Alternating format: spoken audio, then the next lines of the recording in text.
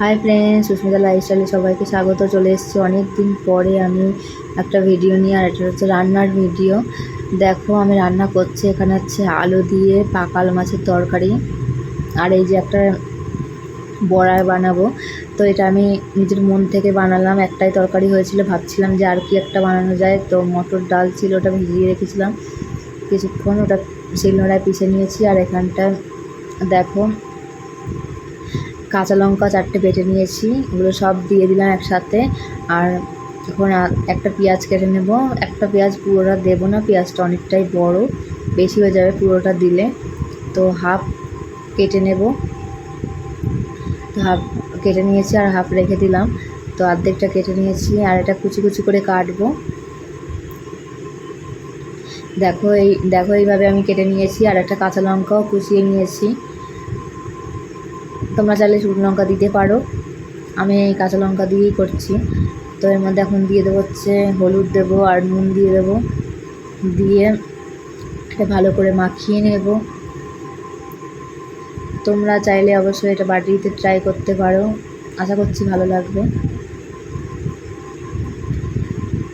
তো আমি এটা এখন নুনও দিয়ে দিয়েছি। দেখো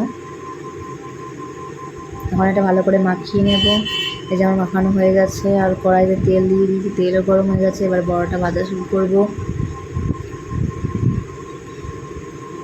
তো বড়াগুলো ভাজার জন্য কড়াইতে দেখো আমি হচ্ছে চামচে করে নেব, তোমরা হাতেও দিতে পারো, আমি হাতে দিইনি, চামচে করেই দিলাম। আশা করছি তোমাদের ভালোই লাগবে। আর আমি অনেক দিন পরে ভিডিও বানাচ্ছি, আমার দুটো ছেলে মেয়ে আছে, ওরা খুবই ছোটো ছোটো, তো ওদেরকে নিয়ে আমি সামলাতে পারছিলাম না, তো আর ভিডিও বানাতে পারছিলাম না। ভিডিও আবার এডিটও করতে হয়, এডিটটাও আমি ভালো করে পারি না। তো এই করে আর রোজ ভিডিও করা হচ্ছিল না, অনেক দিন গ্যাপ হয়ে গেছে। তো কিছুদিন ধরে ভাবছিলাম আবার ভিডিও শুরু করি, তো তাও করা হচ্ছিল না। আমি পোস্ট করেছিলাম ইউটিউবে যে আমি কাল থেকে ভিডিও করব, কাল করতে করতে 2-3 দিন হয়ে গেছে, আমি ভিডিও দিতে পারিনি। তো আজকে যা হোক করে এই রান্নার ভিডিওটা আমি করলাম, আর তোমাদের সাথে আমি শেয়ারও করছি। আশা করছি তোমাদের ভালো লাগবে আমার ভিডিওটা।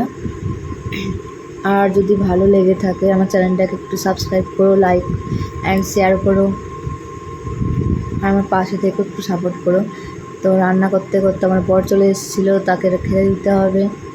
তো দেখো এই যে কড়াইতে দিয়ে দিয়েছি, অর্ধেকটা দিয়েছি আর অর্ধেকটা বাকি রয়েছে। আর করতে করতে ভাজা হয়ে গেছে। আর এই 3টে কথা ছিল, 3টে ভালো করে ভাজা হয়নি বলে ভাজছিলাম আবার।